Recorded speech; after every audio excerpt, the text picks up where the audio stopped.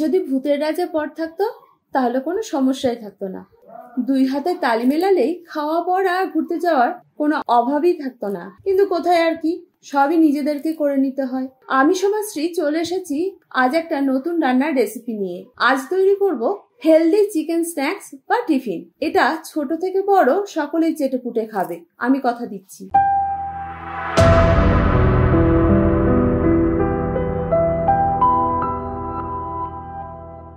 এর জন্য লাগবে 300 গ্রাম চিকেনের ব্রেস্ট পিস, আর লাগবে একটা বড় সাইজের পেঁয়াজ, মিডিয়াম সাইজের ক্যাপসিকামের অর্ধেক, মিডিয়াম সাইজের বেল পেপারের অর্ধেক, 4টে বিনস, একটা ছোট গাজর। এছাড়া লাগবে গন্ধরাজ লেবুর রস, এটা অবশ্যই দিতে হবে।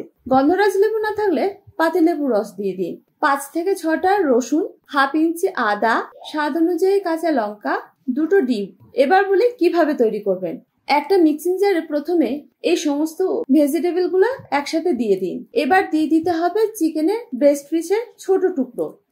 আমি এর সঙ্গে দিয়েছি একটা পাউরুটি স্লাইস। পাউরুটি হাতের কাছে না থাকলে আপনারা ব্যবহার করতে পারেন 2 টেবিল চামচ কর্নফ্লাওয়ার। তবে ময়দা বা আটা একেবারেই নয়, তাহলে এটা টেস্ট ভালো হবে না। পাউরুটিটা দেওয়ার কারণ এটাকে বাইন্ডিং করবে। আর বেশি পাউরুটি দেওয়া যাবে না, কারণ হচ্ছে চিকেনে হেলদি স্ন্যাক্স আর হেলদি থাকবে না। গন্ধরাজ লেবুর রস। এখন এটাকে ভালোভাবে মিক্সিতে ঘুরিয়ে নিন। খুব মিহি পেস্ট তৈরি করার দরকার নেই। পেস্টটা রেডি হয়ে গেলে এটাকে একটা পাত্রে তুলে রেখে দিন।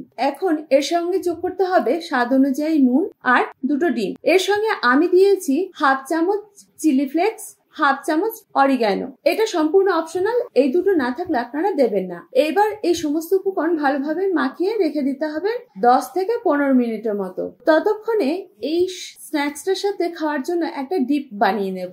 এর জন্য নিতে হবে কিছুটা চিজ, 2 টেবিল চামচ মেয়োনিজ, 1 টেবিল চামচ টমেটো কেচাপ, 1 টেবিল চামচ রেড চিলি সস, 2 টেবিল চামচ টক দই, 1 চা চামচ চিনি, আর স্বাদ অনুযায়ী নুন। তবে নুনের পরিমাণটা একটু কম দেবেন, মেয়োনিজ চিজের ক্ষেত্রে নুন দেওয়া থাকে, সসেও দেওয়া থাকে। সামান্য চিলি ফ্লেক্স, এর সাথে সামান্য জল দিয়ে ভালোভাবে এটাকে স্মুথ পেস্ট তৈরি করে নিন, তাহলে এই ডিপটা রেডি হয়ে যাবে।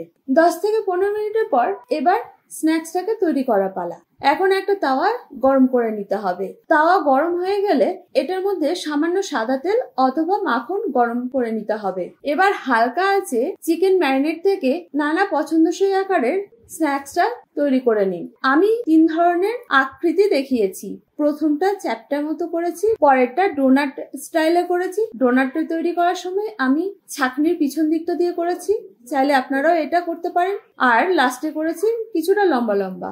যত আকৃতি সুন্দর হবে বাচ্চাদের ক্ষেত্রে ততটা আকর্ষণীয় হবে, সেই জন্য আমি বিভিন্ন রকম তৈরি করেছি। চাইলে আপনারা একরকমই তৈরি করুন। যাই হোক, এগুলো ভাজার সময় একটা দিক ভাজা হলে উল্টে নিতে হবে, তবে হালকা আঁচেই ভাজতে হবে একটু সময় নিয়ে। এই সমস্ত পদ্ধতিটা বেশিক্ষণের না, খুব কম সময়ে তৈরি হয়ে যায়, কিন্তু খেতে অসাধারণ। আমি কথা দিচ্ছি, যতটা হেলদি ততটা টেস্টিও। আমি প্রথমে বলেছি ছোট থেকে বড় সকলেই চেটেপুটে খাবে। তবে হ্যাঁ, আপনিও তৈরি থাকুন এটা আরো বারবার বানানোর জন্য, কারণ আপনাকে আবার এটা তৈরি করার জন্য অনেকেই বলবে যাদেরকে আপনি খাওয়াবেন। তাহলে আর দেরি কিসে, তৈরি করে ফেলুন। আর কেমন হয়েছে সেটা আমাকে কমেন্ট করে জানাতে ভুলবেন না।